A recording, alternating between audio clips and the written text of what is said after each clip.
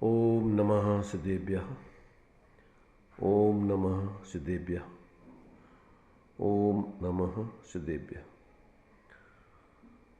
मंगलम भगवान वीरो मंगलम गौतमोमणि मंगलम कुंद कुंदाद्यो जैन धर्मोस्तु मंगलम सर्वमंगल मांगल्यम सर्वकल्याणकारकं प्रधानं सर्वधर्माणां जैनं जयतु शासनं जैनं जयतु शासनम्।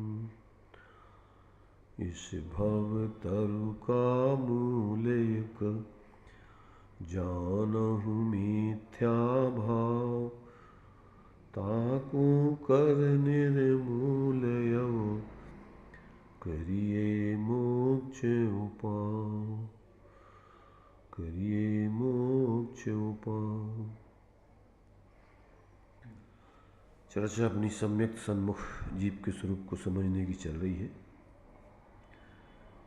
यहाँ जब तक ये जीव के सम्यक होने के जो 4 लक्षण इसमें बतलाए गए हैं वो प्रकट नहीं हो जाते तब तक वो सम्यक सन्मुख कहलाता है। तो वो 4 लक्षण कौन कौन से हैं और उसके पहले उसका कैसा अभ्यास चलता रहता है, तो ये बात अपन ने यहाँ पर अभी उसके पहले के अभ्यास के संबंध में पढ़ ली और 4 लक्षणों के संबंध में भी अपन ने कल पढ़ा था। तो इसमें ये बात बतलाई थी कि जो आत्मकल्याण में प्रयोजनभूत ऐसे जीवादि तत्व, 6 द्रव्य जीवादि तत्व, स्वपर और त्याग करने योग, ग्रहण करने योग भाव, ऐसे हेयोपादेय अर्थात मिथ्यात्व रागादिक छोड़ने योग्य और सम्यक दर्शन आदि ग्रहण करने लायक भावों का स्वरूप जब तक पहचान न ले और निमित्त नैमित्तिक संबंध गुण स्थान प्रमाण किस प्रकार से कौन कौन से निमित्त छूटते हैं, कौन कौन से ग्रहण होते हैं और आत्मा में किस किस प्रकार से निमित्त नैमित्तिक संबंध का जो है अविनाभाव रूप पना चलता है। जैसे मान लीजिए मिथ्यात्व कर्म का उपशम 6 उपशम होने पर ही सम्यक आदि की प्राप्ति होती है। जब तक मिथ्यात्व कर्म का उदय रहता है तब तक जीव के नियम से उदय पूर्वक वाले जुड़ान के भाव चलते रहते हैं। वे उदय के भाव उसको मिथ्यात्व आदि रूप परिणमन नहीं कराते, पर ये जीव स्वयं ही उनमें जुड़ा रह करके परिवर्तन करता है। ऐसा जो है फिर कर्मों के उपशम 6 उपशम होने पर नियम से उसके सम्यक दर्शन आदि के भाव होते हैं। ऐसा कर्मों का और भावों का निमित्त नैमित्तिक संबंध है साधक दशा आदि में। तो ऐसा जो है इन सबको भी पहचानना, चरणानुयोग संबंधी भी कैसी कैसी बाह्य प्रवृत्ति उसकी होती है, कौन सी गुण स्थान में, ये भी बराबर निमित्त नैमित्तिक संबंध है। 5वें गुण स्थान में उसके जो है एक देश व्रत होंगे और 6म 7म आदि गुण स्थान में महाव्रत नियम से होंगे ही होंगे। महाव्रत धर्म यानी वो जो है वीतराग परिणाम के सहचर भूत बाह्य निमित्त हैं। माने जो मुनिराजों के योग वीतरागता है उसके बाहर में ऐसी परिणाम, ऐसे ही उसके बाहर के जो है त्याग ग्रहण होगा ही होगा नियम से। और जैसे जो सम्यक दृष्टि है तो उसके कुगुरु कुदेव कुधर्मादिक का त्याग होगा, बाहर में सच्चे देव सास गुरु का रूप में निमित्तों को मानेगा वो। तो ऐसे उसके सहजी निमित्त नैमित्तिक संबंधों कर्मों का ऐसा भावों के साथ बाह्य आचरण आदि के साथ होता ही होता है। तो ऐसा सबका भी ज्ञान होने चाहिए उसको, जब तक इनको ऐसे नहीं पहचाने। इत्यादि मोक्ष मार्ग में जिनके जानने से प्रवृत्ति होती है उन्हें अवश्य जानना। सो इतनी तो सब परीक्षा कर लेना। सामान्य रूप से हेतु द्वारा, हेतु युक्ति द्वारा इसको जानना और प्रमाण नय द्वारा जानना, निर्देश स्वामित्व आदि द्वारा जानना, सत्संख्या आदि द्वारा जानना, इनके विशेष सब जानना। जैसी बुद्धि हो, जैसे निमित्त बने तुम्हारे पास सामर्थ्य, उसी प्रकार इनको सामान्य विशेष रूप से पहचानना होता है। तथा इस जानने में उपकारी गुणस्थान, मार्गणा स्थान, पुराणादिक, माने ये सब निमित्त ने ऐसे ही ऐसा संबंध है उसका। तो ये तुम्हारे चार वनयोग उसमें गर्भित हो जाते हैं। माने कर्णानुयोग, गुणस्थान, मार्गणा स्थानादिक, पुराणादिक, प्रथमानुयोग, वृत्तादिक, क्रियादिक, चरणानुयोग, और ये द्रव्य तत्वादिक द्रव्यानुयोग, ऐसा सबका सुमेल है। चार वनयोग उसमें गर्भित होते हैं। यहाँ जिसकी परीक्षा हो सके उनकी तो परीक्षा कर लेना, और जो ऐसे सूक्ष्म तत्वादिक हैं जो केवली ज्ञानगम हैं और जो अप्रयोजनभूत हैं, ऐसे दूरवर्ती, काल से दूर हैं, क्षेत्र से दूर हैं, सूक्ष्म हैं, तो उनकी आज्ञानुसार ही जानकारी कर लेना, जिसमें अपन को आत्मकल्याण में वो ऐसे डायरेक्ट प्रयोजनभूत नहीं है, परंतु वो एक वस्तु स्वरूप के ज्ञान के अंतर्गत, श्लोक की व्यवस्था आदि के अंतर्गत जानना उनका सहज होता है। वो तो ऐसा जो है कहते हैं इनका सब यथायुग जानना सम्यक सन्मुख जीव के पहले होता है।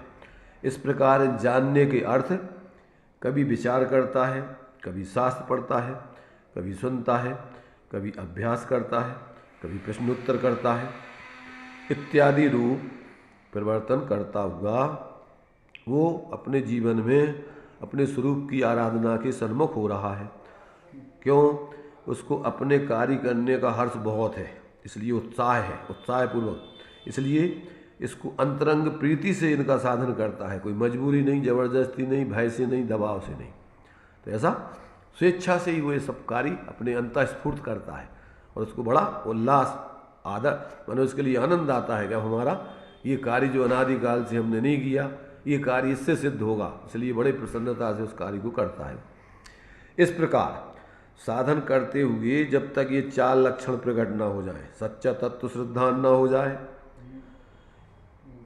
यह इसी प्रकार है, ऐसी प्रतीति सहित जीवादिक तत्वों का स्वरूप आपको भाषित न हो जाए, और जैसे पर्याय में अहम बुद्धि है वैसे केवल आत्मा में अहम बुद्धि न आ जाए, और हित अहित रूप अपने भावों को जब तक सम्यक प्रकार पहचानने न लग जाए, तब तक सम्यक के सन्मुख मिथ्या दृष्टि जानना चाहिए।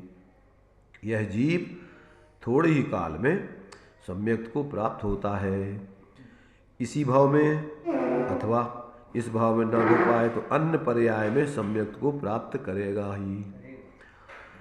इस प्रकार इस भाव में अभ्यास करके परलोक में त्रयंच आदि गति में भी जाए तो वहाँ संस्कार के बल से देवगुरु शास्त्र के निमित्त बिना भी सम्यक की प्राप्ति हो जाती है, क्योंकि ऐसा अभ्यास के बल से मिथ्यात्व कर्म का अनुभागहीन होता है। माने ऐसे घातीय कर्मों का सबका अनुभागहीन होता है। जहाँ उसका उदय ना होवे वहीं इसको सम्यक हो जाता है। ऐसा करते करते तो मिथ्यात्व आदि कर्मों को जो सम्यक में बाधक है वो क्षीण होते जाते हैं। माने जैसे अपन पत्थर को तोड़ना है तो उसमें ठोकरें मारते जाओ तो वो कमज़ोर होता जाता है, और जिस समय वो उसकी टूटने वाली कमज़ोर दशा हो जाएगी, ठोकर मारोगे वो टूट के दो टुकड़े हो जाएगा। ऐसे ही जब ये अपने स्वरूप का और परद्रव्यवादी का भेद विज्ञान करके अपने स्वरूप की तरफ ढलता जाता है, उधर रुचि बढ़ाते जाता है, तो धीरे धीरे मिथ्यात्व गलता जाता है, अनादिकालीन कुसंस्कार टूटते जाते हैं, और फिर जिस समय उसका जो है जहाँ करण लब्धि पूर्वक अपने जो है कर्मों का उपसमक्षय से उपसम पूर्वक कर्म का उदय नहीं होता, वहीं इसको आत्मबोध की प्राप्ति हो जाती है। दृष्टांत दिया कि जैसे पानी के ऊपर से अपन ने जो है क्या कर दिया, काई थी तो उसको दोनों हाथों से इधर उधर कर दिया, तो बीच में जो है जगह वो खाली हो गई, वो खाली जगह शुद्ध पानी आपको मिल गया। ऐसे ही जो है परिणाम विशेष से जो मिथ्यात्वादि कर्मों का अंतरकरण विधान से कुछ कर्म पूर्व माने भविष्य के आने योग्य कर्मों में कर देता है, कुछ भूत के माने कर्मों में कर देता है, और वर्तमान की स्थिति को खाली हो जाती है। उस जगह पर जो है उसको जब कर्म का उदय नहीं होगा तो उस समय आत्मबोध की प्राप्ति होती है। हाँ नहीं, पूर्व का तो वो तो पूर्व के तो उसके चूंकि ये माने ये देखो, पूर्व का मतलब ये होता है कोई जरूरी नहीं है अगला भाव। पूर्व माने इसके पहले जो अपन अभ्यास कर रहे हैं वो भी पूर्व का ही कहलाएगा वर्तमान के लिए तो। हाँ माने जितना भी पहले आपने किया है वो सब पूर्व का है। तो माने एक समय पहले से लेकर के और आगे जितना भी पूर्व समय जब मैंने उसके लिए अपन अभ्यास किया होगा वो सब लगा लेना उसमें। इसलिए पूर्व समय का मतलब अकेला ये नहीं लगाना कि पूर्व भाव, क्योंकि कुछ जीव इसी भाव में करेंगे और वो सीधे निगोज से निकलेंगे, तो अब उनके लिए पूर्व भाव क्या है, यही पूरा। हाँ, वहाँ तो उनकी मंत्र कसाय के बल से इतना क्षयोप समाधि हो गया कि वो इस मनुष्य पर्याय में आ गए, सीधे निगोज से, नित्य निगोज से सीधे मनुष्य बनते हैं। हाँ, और वहाँ से आकर के सीधे यहाँ पर ऐसा सानिध्य मिलता है और बस अपना उपदेश मिला, गुरु का सानिध्य मिला, उपदेश मिला और तत्व ज्ञान करके, भेद विज्ञान करके आत्मबोध कर लेते। इसलिए ऐसा नहीं है कि वो पूर्व के कोई भाव का पहले का अभ्यास ही हो, इसलिए वो हाँ इसी भाव में अपन ने जो पूर्व में बने इसके पहले जो जब तक हुआ नहीं है, इसके पहले जो अभ्यास करोगे वो सब पूर्व कहलाएगा।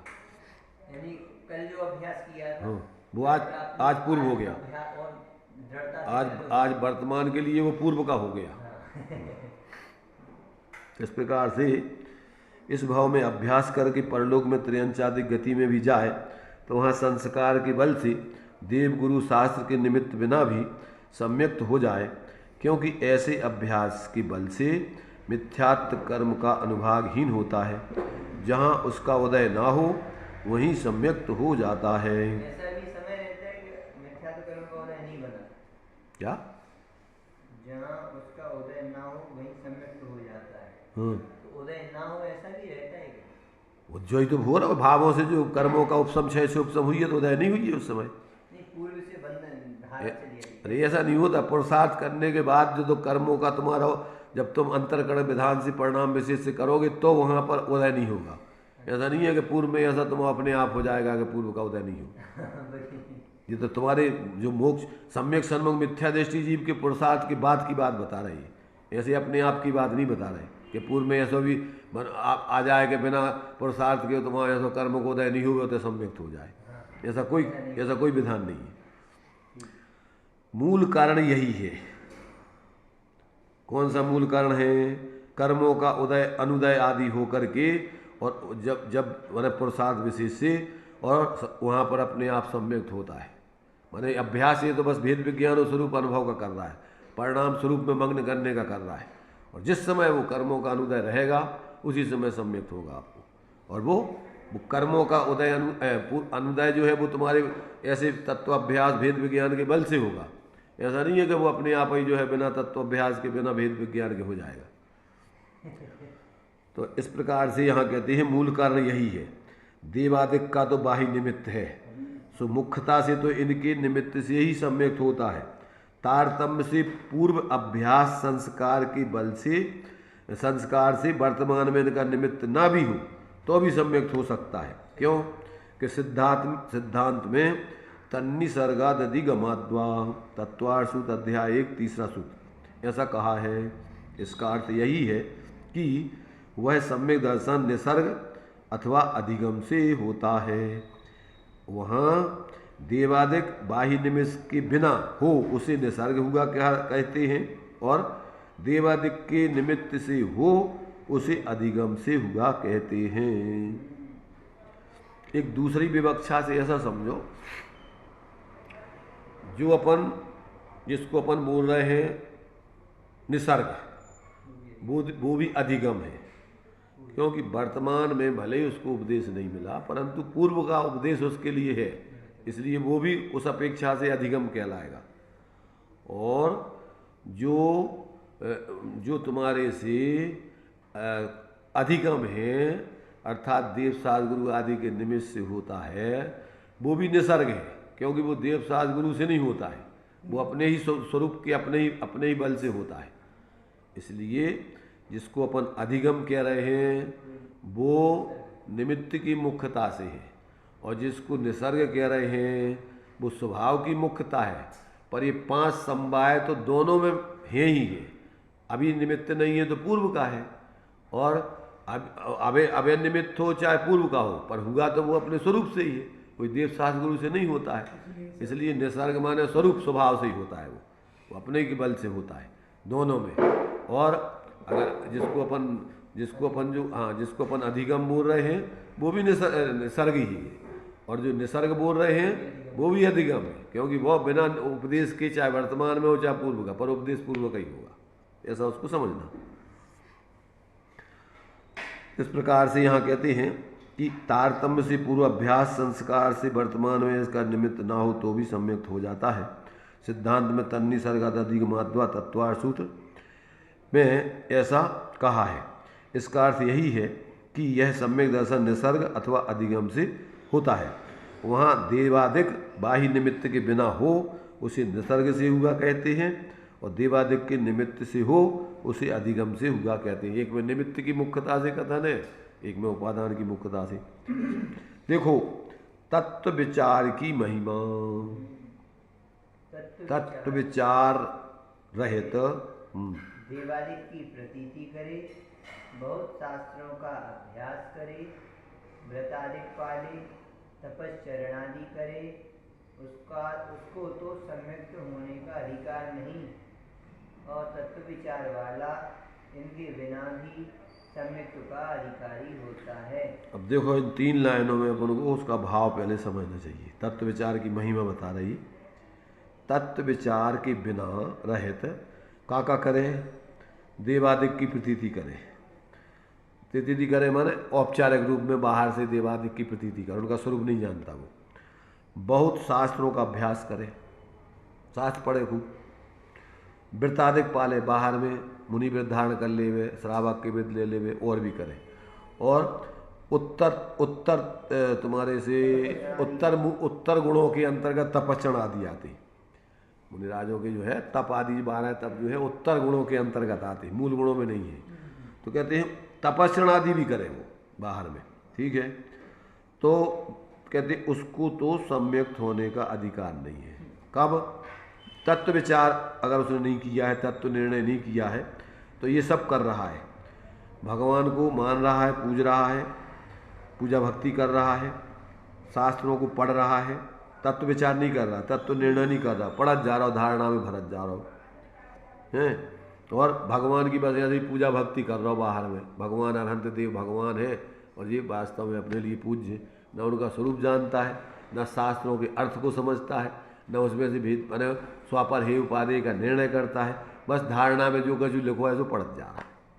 तो ऐसा कहते शास्त्र पढ़े, तपचरण करे, और बाहर में तप आदि भी करे, महीने महीना के उपवास कर लेवे, 15-15 दिन के कर लेवे, एक आसन करे, रस छोड़े, सब करे, पर तत्व निर्णय नहीं करे।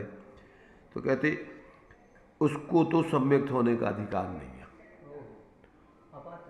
वो सम्यक्त नहीं प्राप्त कर सकते ऐसा जीव। अब कहते हैं और तत्व विचार वाला इनके बिना भी।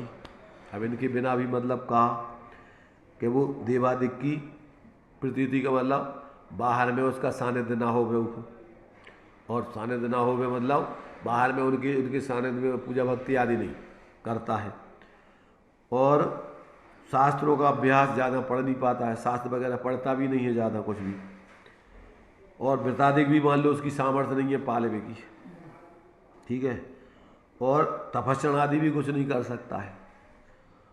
तो उसको सम्यक्त होने का अधिकार किसको? जिसको तत्व विचार करता है, वो ये नहीं कर पा रहा है। अब उसके लिए अपन लागू करो कि नरक में लगाओ, दीप पर्याय में लगाओ, उतः न तो देवादिक मिल रहे हैं, न शास्त्र मिल रहा है, न चरणानुयोग का कोई पालन कर रहा है, समझ रहे ना, ना कोई तपस्या कर रहा है, और फिर भी सम्यक 7 नरकों में कर लेता है। असंख्यात तो जीव है, नहीं उलझते नहीं होती, व्यवस्था ही नहीं है उनके पास, उनके कछु साथ है, व्यवस्था ही नहीं है, कैसे करेंगे वो? तो हम ये कह रहे हैं कि ये कह रहे तत्व विचार है उसके पास, अभी उसके पास तत्व विचार चल रहा है सर, तो अब वो सम्यक प्राप्त कर लेगा। उसके पास ये नहीं है, ये इसमें छल ग्रहण नहीं करना। यहाँ तुम्हारे पास सब साधन और सुविधा उपलब्ध है, और विषय भोगों में लग गए भैया, तत्व विचार के भी नहीं हो जाता ये, तो हम तो वैसे ही करेंगे भी नहीं। हाँ, तो जिसकी ऐसी मजबूरी है, परिस्थिति है, वो बिना इसके भी तत्व विचार के बल से और अपने सम्यक को प्राप्त कर लेगा। देवादिक पर्याय है अब उनके यहाँ, अथवा समझ लो स्वयंभू लवण द्वीप आदि है, उधर समुद्र है, स्वयंभू द्वीप है, वो तो कहते हैं न शास्त्र है, न दीप शास्त्र गुरु है, न पूजा है, न भक्ति है, न तपस्या है, क्या करेंगे बताओ? पर बिना इनके सब सम्यक प्राप्त कर लेंगे। भोग भूमि आदि है तो उसमें भी कछु नहीं है व्यवस्थाएं, फिर सम्यक प्राप्त कर सकती है। ऊपर के स्वर्ग आदि में भी ऐसी स्थिति मान लो कदाचित नहीं होते तो उपदेश वगैरह मिल सकता है, पर वहाँ वृत्तादि तो ग्रहण होती नहीं है, तपस्या कर नहीं सकती। तो कहते हैं वहाँ पर ये नहीं कर पाने, अगर इस कर पाए फिर भी तत्व विचार के बल से सम्यकता आदि प्राप्त कर लेता है। गति में भी ऐसी लगा लेना जी, बता रहे ना जहाँ जाए ऐसी। वैसे तो समूषण आदि में यहाँ आ जाते, पर जहाँ ऐसी व्यवस्था नहीं है, ढाई द्वीप के बाहर सब त्रियंश हैं, असंख्यातों उधर त्रियंश हैं, तो अब कैसे होते हैं? ऐसे ही होते हैं। तो इसलिए ये तत्व विचार की महिमा की बात बता रहे हैं, ये इन सब का निषेध नहीं समझना। उसके बिना नहीं हाँ, तत्व विचार नहीं करो, ये सब करत रहो, जीव ने अनंत बार कर ले सब है। खूब बढ़िया जो है शास्त्र ही मंडन खंडन मंडन ही धार लय, फिर तो बात शरीर को सुखा दो, सब कछु कर लो, पे खचू हाथ हजू न पर, तो फिर भी अपन को मैंने वही धर्म को लाभ नहीं मिल पा। तो उसका कारण यही है कि उसके जीवन में तत्व विचार आदि तत्व निर्णय नहीं हुआ। तो ये जो है देखो तत्व विचार की महिमा, तत्व विचार रहित देवादिक की प्रतीति करे, बहुत शास्त्रों का अभ्यास करे, वृतादिक पाले, तपस्चरण आदि करे, उसको तो सम्यक होने का अधिकार नहीं, और तत्व विचार वाला इनके बिना भी सम्यक का अधिकारी होता है। तथा किसी जीव को तत्व विचार होने से पहले, देखो उन्होंने कितनी कितनी विवक्षाएं अपेक्षाएं खोली हैं सब, माने अनेकांत दृष्टि से और वास्तव वस्तु स्वरूप की दृष्टि से। ये वास्तव में जो है मोक्ष मार्ग प्रकाशक पढ़े बिना व्यक्ति धर्म के मर्म को नहीं समझ सकता है। तो यहाँ पर माने एक सामान्य राजमार्ग की बात बता रहे हैं। तो कहते हैं देखो कि और दूसरा पक्ष बता रहे हैं कि किसी जीव को तत्व विचार होने के पहले कोई कारण पाकर देवादिक की प्रतीति हो जावे। प्रतीति का मतलब बाहर में अपन को सच्चे देव सतगुरु के अलावा किसी को नहीं मानो, हाँ उन्हीं पे के बाद यही सच्चे हैं, पर उनका स्वरूप आदि कुछ नहीं पता, हाँ पर उनके प्रति ही तुम्हारा पूर्ण अकाट्य विश्वास है।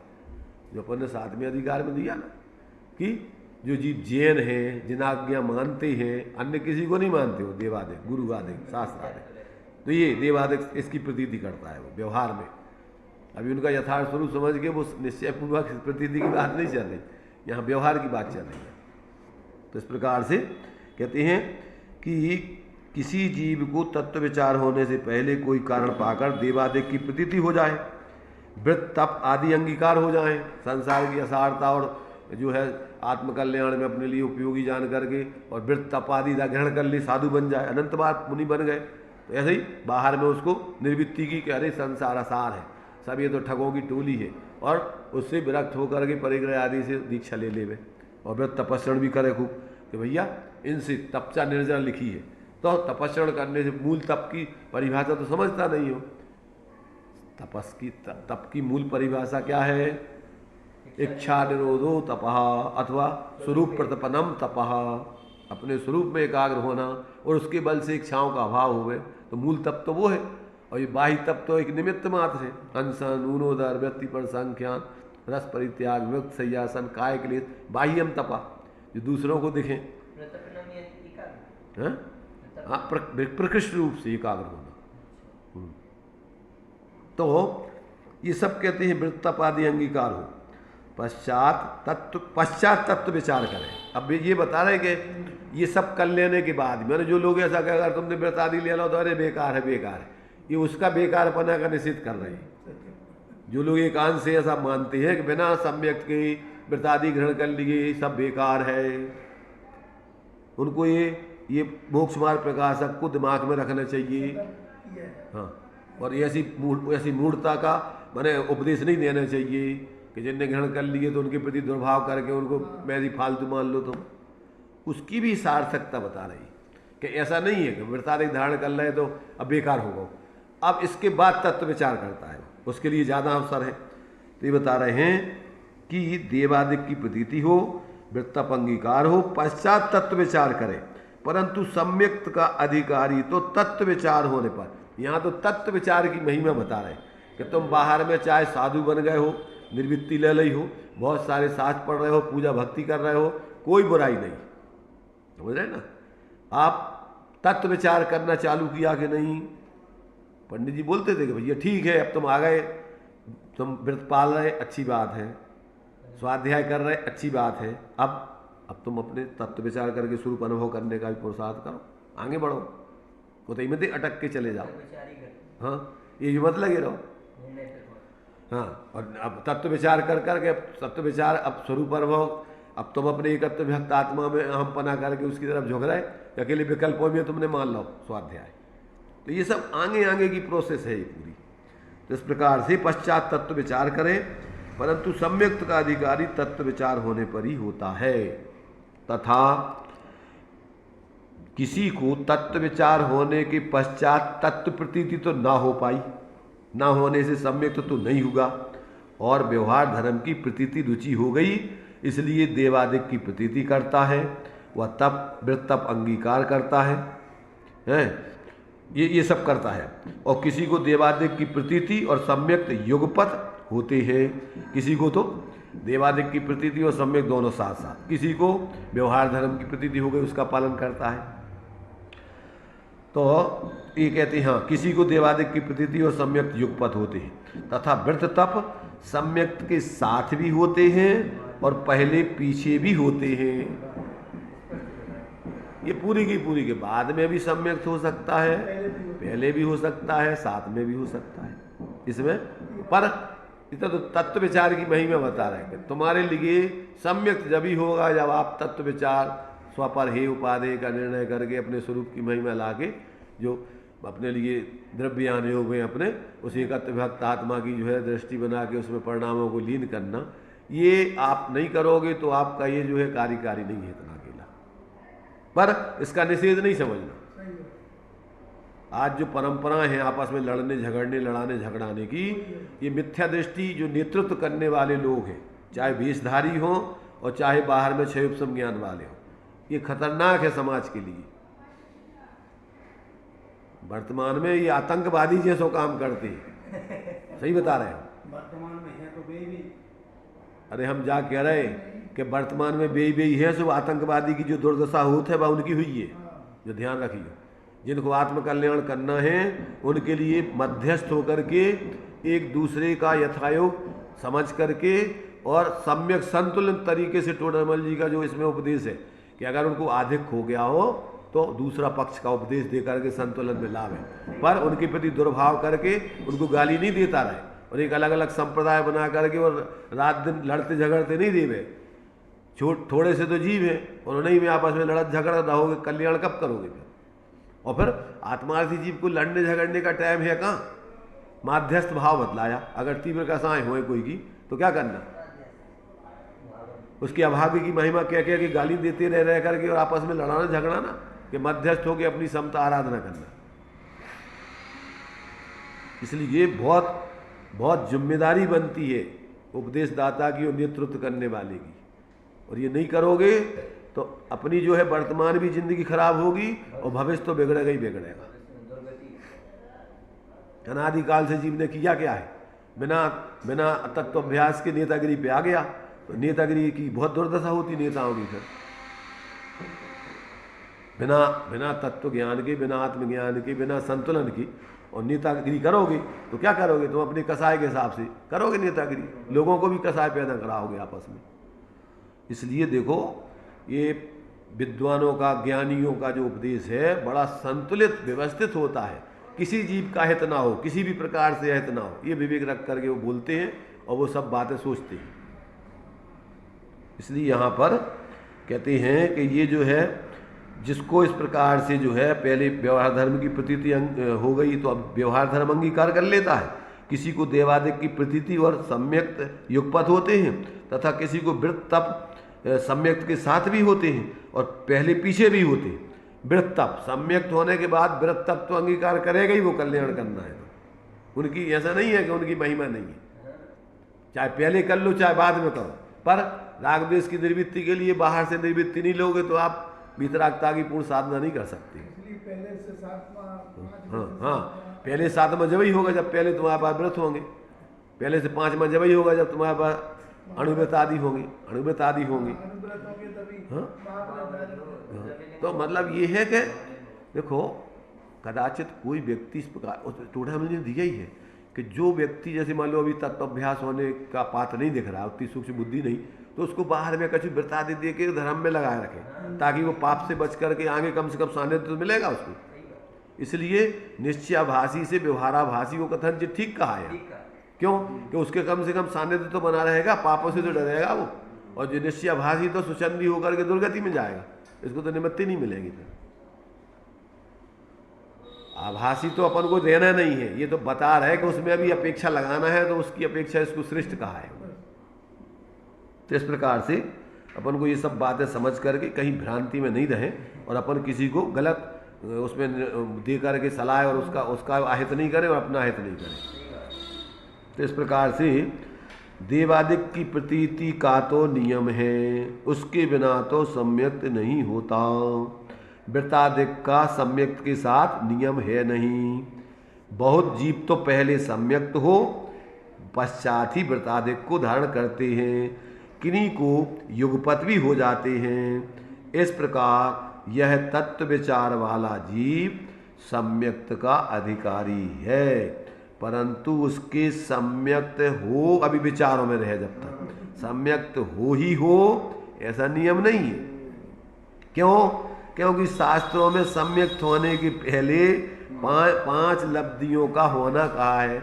अब चूंकि इनको अभी करण लब्धि का विषय समझाना है ना, अभी 4 लब्धियों तक का तो उनने पूरा ले लिया और यहाँ तत्व विचार की महिमा समझा दी और इतने तो सम्यक्त के लक्षण बता करके वो इसमें सम्यक्त करा भी दिया पहले, कर्मों का उपसम 6 उपसम करा करके। परंतु अभी कहते हैं कि वो तत्व विचार करते करते तुम सोचो कि सम्यक्त हो ही जाए, ये जरूरी नहीं है, क्योंकि उसके लिए करण लब्धि पूर्वक ही सम्यक्त होता है। तो अब उस करण 5 लब्धियों का स्वरूप अलग से फिर उनको समझाना। अबे तो समझाया करण लब्धि का स्वरूप अभी तो लब्धियों का स्वरूप एक सामान्य जीव के लिए अभी कारणानुयोग आदि का ज्ञान नहीं हो तो सामान्य रूप से समझा दिया। अब तुम्हें कर्मों की निमित्त नैमित्तिक संबंध के आधार पर 5 लब्धियों का स्वरूप समझाना है। अभी बिना कर्णानुयोग के आधार से 5 लब्धियों का स्वरूप बता दिया उन्होंने सम्यक प्राप्त कराने में। एक ये मार्ग है सामान्य से, और विशेष रूप से फिर कर्मों के साथ कैसा उसका 5 लब्धियों का निमित्त नैमित्तिक संबंध बनता है, अब उसको सिद्ध करके बता रही है आगे क्रम से। स्वापर और हे उपाधि में 7 तत्व घटित होगा। स्वापर और हे उपाधि में 7 तत्व घटित हो जाते हैं। 7 तत्व का 9 पदार्थ का उसमें गर्भित हो जाते हैं।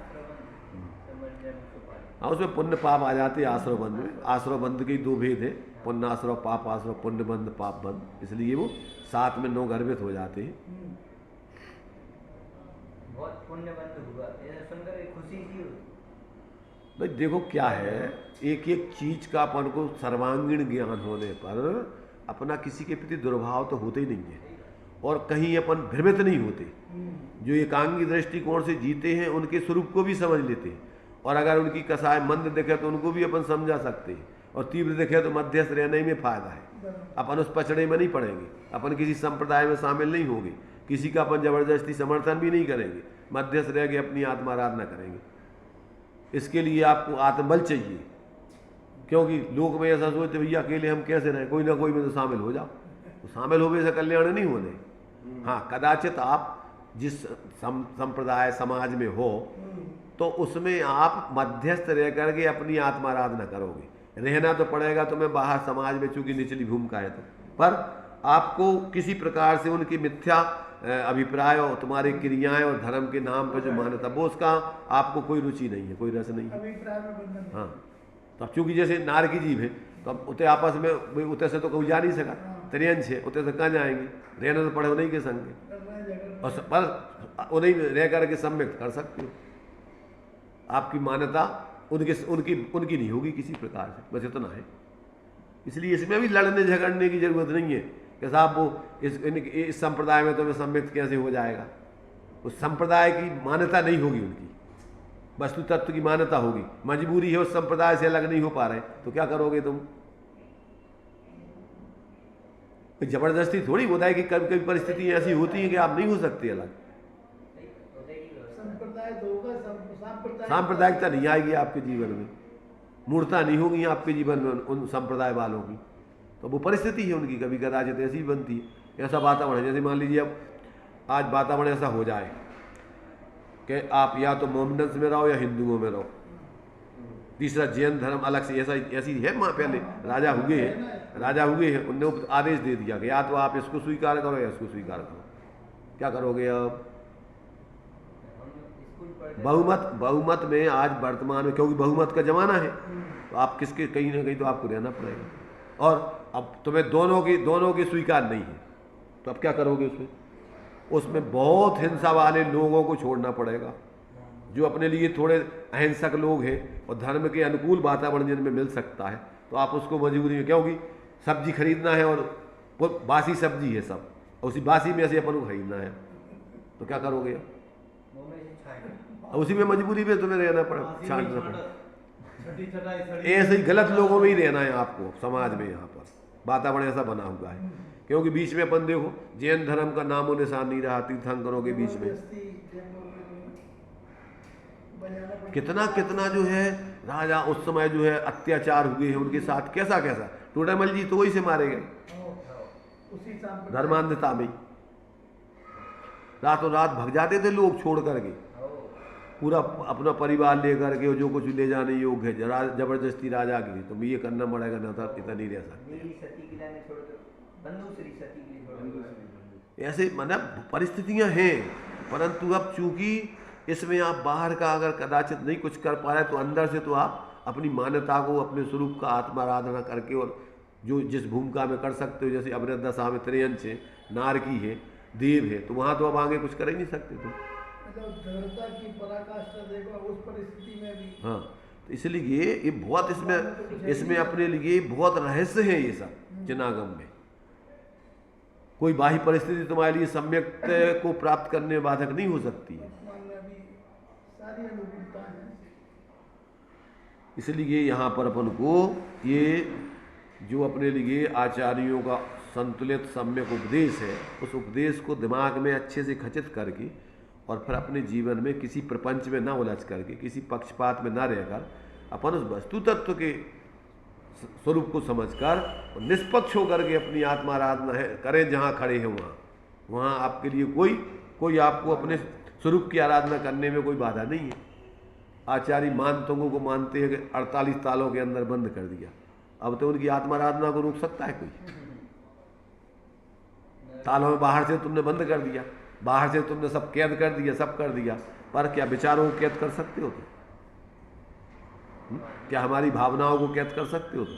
क्या हमारी साधना को तुम बाहर से नष्ट कर दूर कर सकते हो, छुड़ा सकते हो? शरीर छूट जाएगा, पर वो अपनी आत्माराधना करने फिर भी स्वतंत्र है। इसलिए बहुत गजब की व्यवस्थाएं हैं ये सब, और वो सब व्यवस्थाएं बाहर की तुम्हारे हाथ में नहीं है, विकाय के अधीन है, वे सब उदयाधीन है। उन्हीं परिस्थितियों में आपको फिर भी आपको रास्ता है, अभी भी उसमें भी आप अपना आत्मकल्याण के लिए मोक्ष मार्ग की सिद्धि कर सकते हो, सम्यक को प्राप्त कर सकते हो। बाहर में कदाचित ऐसा शरीर नहीं है, वातावरण नहीं है कि व्रत आदि धारण करके तुम महावृत्ति आदि बन सको, नहीं बनो, पर चारों गतियों के जीव सम्यक तो प्राप्त कर सकते हैं, और हर परिस्थिति में आप सम्यक प्राप्त करने के अधिकारी तो हो बाहर से। तो ये बात अपन को बराबर दिमाग में खचित करके चलना चाहिए। अब जो है, अब ये करणानि योग के आधार से 5 लब्धियों का स्वरूप बताते हैं। इसके पूर्वक क्षयोपम लब्धि में भी, देशना विशुद्धि में भी, प्रायोग में भी, करण में भी, क्षयोपम विशुद्धि देशना प्रायोग करण, इनमें चारों में कर्म का निमित्त नैमित्तिक संबंध बता करके इन 4 लब्धियों को खुलासा करेंगे। अभी तो सामान्य से इन्होंने सम्यक प्राप्त करा दिया। ऐसा जीव स्वरूप अनुभव करने के सन्मुख होकर के जब तक ऐसा तत्व श्रद्धान आदि नहीं हो जाए तब तक वो सम्यक सन्मुख है, ऐसी प्रतीति हो जाएगी तो सम्यक दृष्टि बन गया। उसको भी करणानि योग आदि का कोई जानकारी नहीं थी, नहीं पता है। अब उसके साथ में सिद्ध कर रहे हैं करणानि योग से सूक्ष्म केवल ज्ञान अनुसारी 5 लब्धियों का स्वरूप, अब उसकी सिद्धि कर रहे हैं। जी, मनुष्य के लिए उपदेश है। तो इस प्रकार आगे फिर 5 लब्धि करेगा ही करेगा। देखो ऐसा है कि जिसको होगा उसको 5 लब्धियों ही पूर्वक होगा, पर उसको ज्ञान नहीं है करणानि योग का भी, तो वो ज्ञान नहीं होने पर भी सम्यक हो जाएगा, पर वो कर्णानुयोग से वो कैसा हो रहा है उसका आप तुम्हें ज्ञान करा रहे हैं कि वो इस प्रकार से कर्णानुयोग का निमित्त नैमित्तिक संबंध उसमें गर्भित है, उसके बिना नहीं होता वो। बिना कर्मों के अभी पता पढ़ के आए अपन, मंद कर्म बिना मंद कर्मों के मंदोदय के आपको कर्मों परिणामों की विशुद्धता नहीं बनती, और परिणामों की विशुद्धता नहीं बनेगी तो आपके और घातीय कर्मों का स्थिति अनुभाग आदि कम नहीं होगा। घातीय कर्मों का स्थिति अनुभाग कम नहीं होगा तो ज्ञान दर्शन वीर का क्षयोपशम प्रकट नहीं होगा। आप निगूढ़ से जीव नहीं निकलता है तो क्या हेतु दिया, भाव कलंक सुपौरा निगूढ़ वासम न मुंचति जीवा। और भाव कलंक की प्रचुरता वो उसी जाति का मोह कर्म का भी तीव्र उदय चल रहा है, वो निमित्त नैमित्तिक संबंध है। वहां पर जो है कुछ कर्मों का मंदोदय होता है अपने आप, और भावों की तुम्हारी विशुद्धता होती है, और घाती आदि कर्मों का स्थिति अनुभाग आदि ज्ञानावर्ण आदि का कर्म स्थिति अनुभाग कम पड़ता है, और आप वहां से निकल के त्रस पर्याय में आ जाते हैं। ये सब व्यवस्था बड़ी ऑटोमेटिक व्यवस्थित है, पर उनमें कर्मों का ऐसा सहज ही निमित्त नैमित्तिक संबंध है ही है अविनाभावी, इसको आप दूर नहीं कर सकते, हटा नहीं सकते। अब जो है इसमें अपन को ये 5 लब्धियों का स्वरूप जो है कर्णानुयोग पूर्वक का कर्मों के साथ भावों का निमित्त नैमित्तिक संबंध बताकर, और उसका पूरा स्पष्टीकरण ये दे रहे हैं आगे। अब इस स्पष्टीकरण के लिए आपको पूरा अलग से जो है चिंतन मनन करें अपन। भावों का थोड़ा सा बोल दो क्या भाव में आश्रवबंध आ गए, पुण्य पाप आ गए। अरे जितने विकारी भाव है वो सब अहित रूप है, और जितने स्वाश्रित निर्विकारी भाव है सब वो हित रूप है। संबर के माने जो आत्माश्रित भाव है शुद्ध भाव, तो जहाँ से शुद्ध भाव प्रकट हुए संबर, उनकी वृद्धि हुई निर्जरा, और पूर्ण वितरागता माने पूर्ण शुद्धता प्रकट हो गई मोक्ष। पूर्ण इधर नास्ति में कहो तो इधर कर्मों का और विकारी भावों का यहाँ पर जो है क्या होगा, तत्संबंधी रुकना होगा, अभाव होगा, मिथ्यात्व के भावों का अनुदय भावों का अभाव होगा, कर्मों का अनुदय होगा, उपसम चाहे उपसम होगा। तो ये हे में चले गए, जो हे थे उनका अभाव, इधर जो उपादेय थे वो प्रकट हो रहे हैं। तो यहाँ शुद्ध भावों की उत्पत्ति संबर अस्थि से कहे तो, शुद्ध भावों की वृद्धि निर्जरा, शुद्ध भावों की पूर्णता मोक्ष, नास्ति से कहे तो अशुद्ध भावों का एक देश अभाव होना, प्रारंभ होना, शुद्ध भावों के अशुद्ध भावों के अभाव का प्रारंभ होना, तो यहाँ से संबंध हाँ तत्संबंधी है। तो भाषा शैली तो ऐसी होगी और क्या चीज शुद्धि का प्रारंभ, हाँ इधर उसका अभाव होना, उधर शुद्धि का प्रारंभ हो जाएगा। और अशुद्ध भावों की और अपने लिए हीनता होते जाना, कम कम होते जाना, कर्मों के उदय आदि का कम कम होते जाना वो निर्जरा, और पूर्ण विकारी भावों का अभाव हो जाना, पूर्ण कर्मों के उदय का घाती आदि कर्मों का अभाव हो जाना, उसका नाम मोक्ष है। तो इधर अपने स्वरूप की तरफ अस्थि होती जाती है, उधर पर भाव और तुम्हारे से पराश्रित भावों का और उसके निमित्त से होने वाले कर्म आदि के बंधन का और आश्रमों का क्रम क्रम से अभाव होता जाता है। बंधे हुए कर्म और आने वाले कर्म ये सब का एक खाते में इसी में जो अभी जो ये तुम बोल रहे हो हे उपाधि भावों का स्वरूप क्या है अस्थि नास्ति से, तो ये सब तत्व विचार में ही आएगा पूरा। सब उपाधि हितकारी भाव के खाते ये सब 7 तत्व 9 पदार्थ अपने लिए प्रयोजनभूत में आएंगे। सब प्रयोजनभूत माने समझने लायक। तो कैसे समझने लायक है? उपाधि माने प्रयोजनभूत का मतलब सब ग्रहण करने लायक नहीं, छोड़ने लायक भी प्रयोजनभूत है और ग्रहण करने लायक भी प्रयोजनभूत है। दो ही प्रयोजनभूत है, छोड़ना भी प्रयोजनभूत है और ग्रहण करना भी प्रयोजनभूत है। ये दोनों प्रयोजनभूत है, अस्थि नास्ति से दोनों प्रयोजनभूत कहना है। सब हितकारी भाव है। ये सब विकारी भावों का छोड़ना ही हितकारी है, निर्विकारी भावों का प्रकट करना हितकारी है, कर्मों का बंधे हुए कर्मों का निर्जित होना हितकारी है आपके लिए निमित्त रूप में, नए कर्मों का रुकना हितकारी है आपके लिए। तो ये सब चीज़ें जो है अपन को तत्व विचार के अंतर्गत करणानुयोग का सारा विषय का है। सब कर्मों का निमित्त नैमित्तिक संबंध के विचार तो है। टोडामल जी ने कहा कि जिसको जो है द्रव्यानुयोग से माने निर्णय हो गया, तो अब तो सूक्ष्म रूप से वस्तु स्वरूप का निर्णय करना है तो करणानुयोग में उपयोग लगाओ। न तो स्थूल रूप में तो तुम पर से भिन्न हो, चेतन स्वरूप हो, तुम्हारा कुछ नहीं है, बस होगा का है पर द्रव्य तुमसे भिन्न है, सब कर्म आदि भिन्न है, अब होगा सामान्य से तुम्हें ज्ञान। अब विशेष रूप से एक एक भावों का और कर्मों का और कैसा निमित्त नैमित्तिक संबंध होता है वो सारा का सारा आपके लिए करणानुयोग बताएगा। गुण स्थान प्रमाण केवल ज्ञानगम विषय है वो सब। तुम्हें कर्म दिखते नहीं, सूक्ष्म भाव दिखते नहीं, पर भगवान के ज्ञान में सब आते हैं, वे सब तुम्हें बताएंगे। और द्रव्यानुयोग में भी कहते हैं जो छद्मस्त के ज्ञान गोचर हो सके ऐसे ऐसे स्थूल भावों का वर्णन है। अत्यंत सूक्ष्म भाव जो तुम्हारे छद्मस्त के समझे में नहीं आए, ऐसे भावों का वर्णन नहीं है। इसलिए कहते 14 गुण स्थान भी बहुत मोटे मोटे स्थूल बुद्धि वालों को समझने के लिए बताए हैं। वैसे तो असंख्यात लोक प्रमाण गुण स्थान होते हैं, जितने प्रकार के भाव उतने प्रकार के गुण स्थान।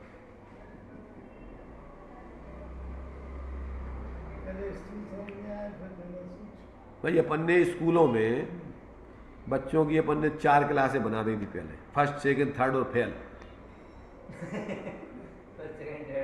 हाँ, ये 3-4 क्लासें बना दी अपन ने कि भैया ये फर्स्ट क्लास, ये सेकंड क्लास, ये थर्ड क्लास, ये फेल।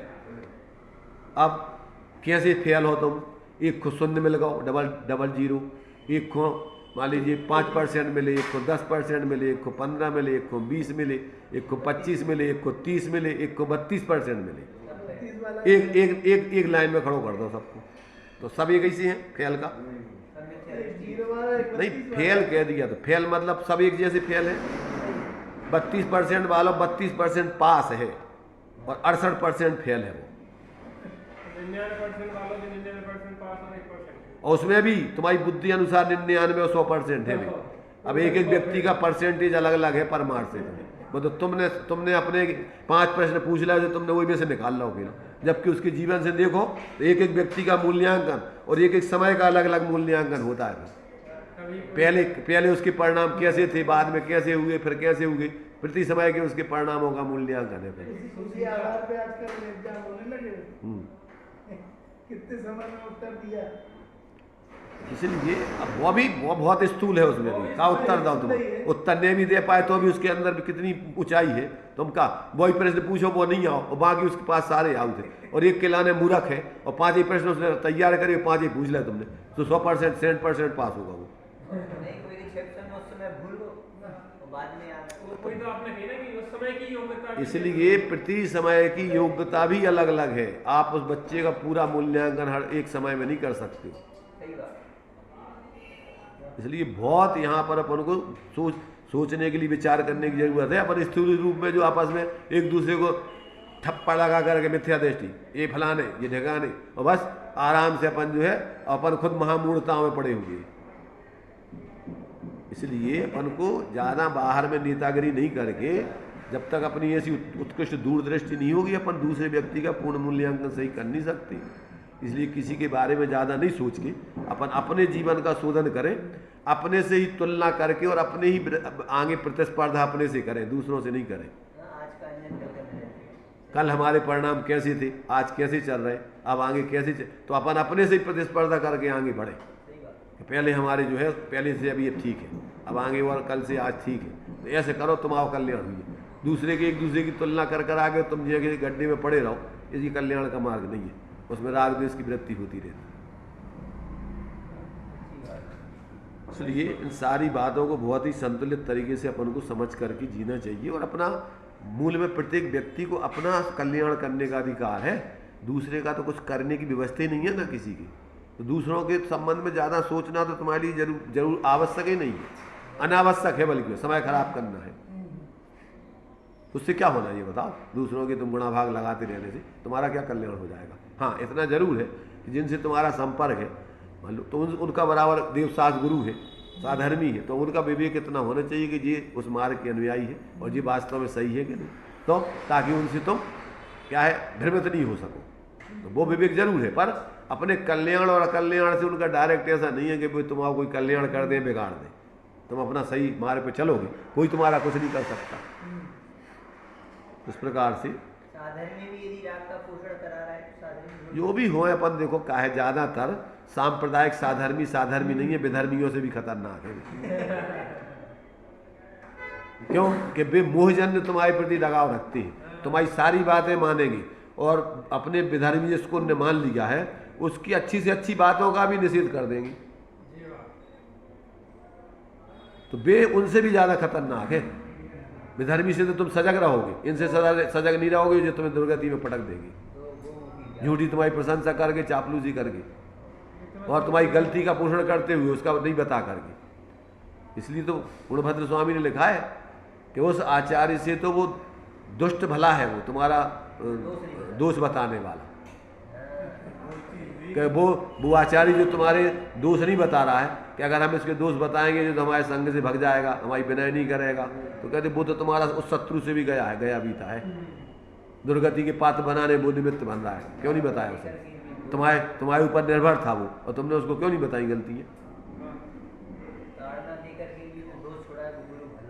तो ये जो है सारी चीज़ें अपन को बराबर समझना चाहिए और समझ करके अपने जीवन में उसका प्रयोग करके उसका शोधन करने चाहिए।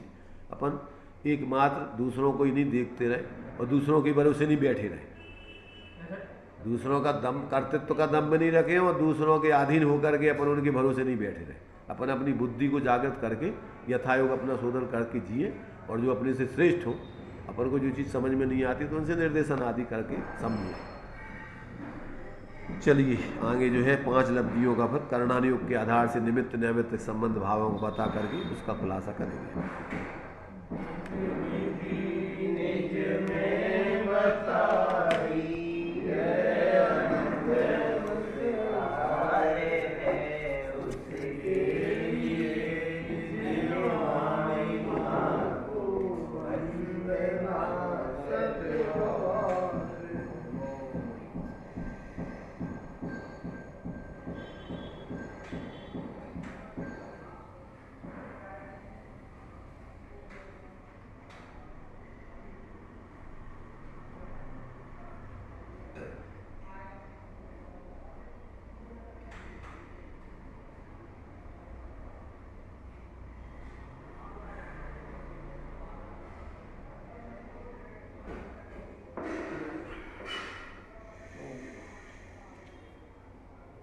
द्वादशांग दिलवाणी माता की, द्वादशांगमयी दिलवाणी माता की जय हो।